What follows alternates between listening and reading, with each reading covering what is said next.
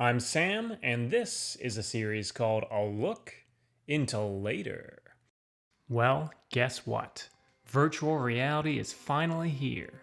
Various companies have released goggles, motion tracking technology, and omnidirectional treadmills.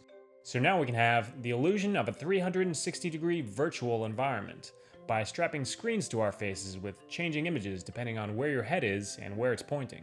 We can have consoles that detect the positions of your body in any given moment so that they can be recreated by a computer-generated avatar, and we can have the illusion of walking by being held in a slippery bowl with a harness. So naturally, you may be wondering, who cares? Well, I'll tell you who cares. You. You care. Or at least you will.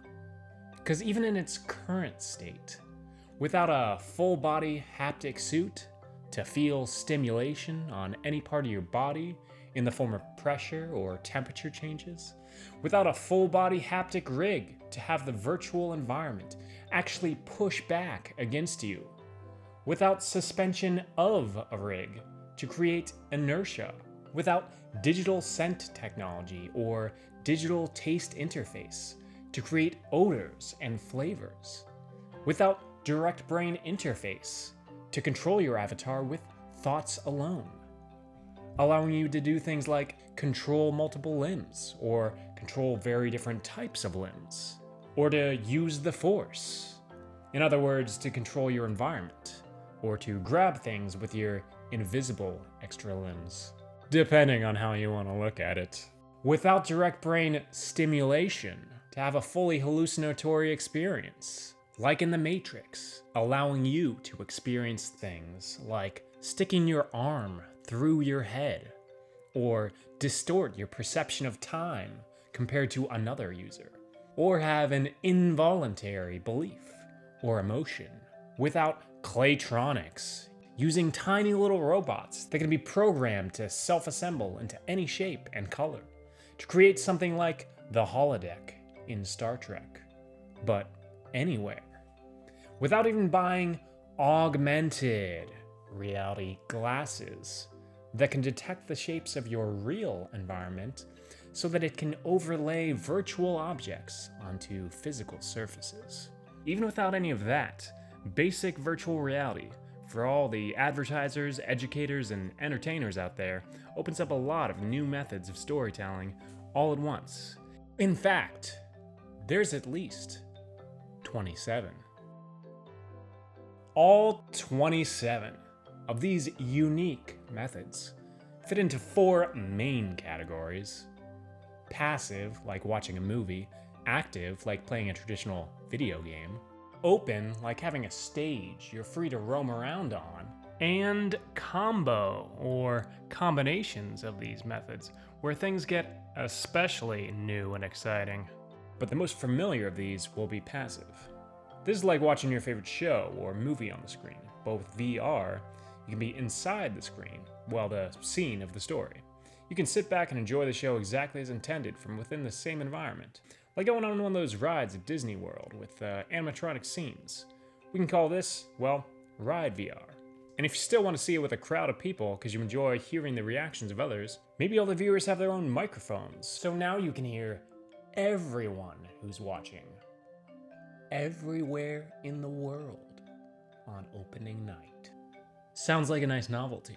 But maybe you want to be right in the action, firsthand, right in the point of view of the main character.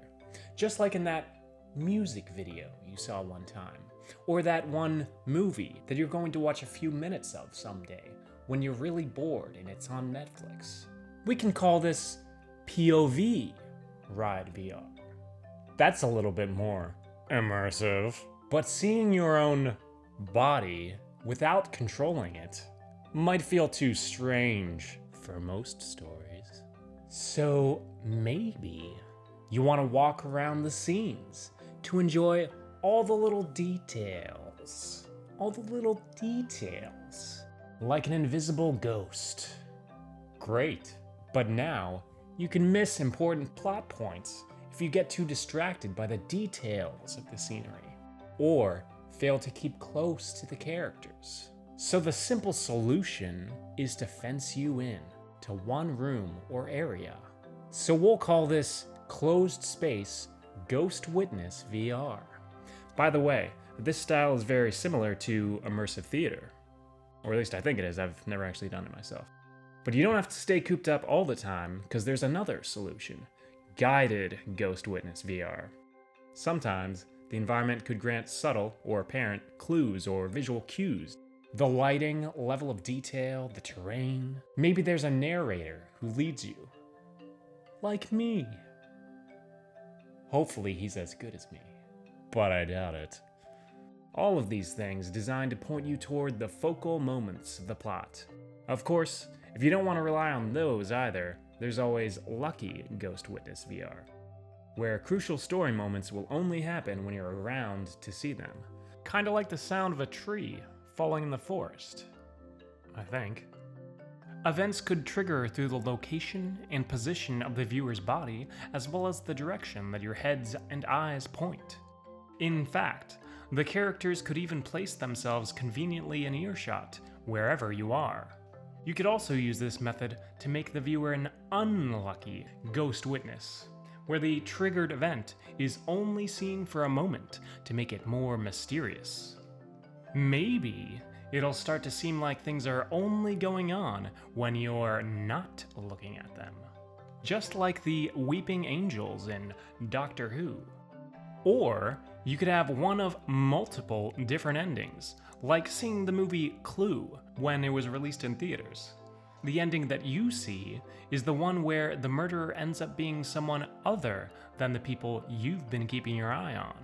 That way, if you think you know who it is and you keep looking at them, then you're automatically wrong, thus giving you the most unpredictable story possible.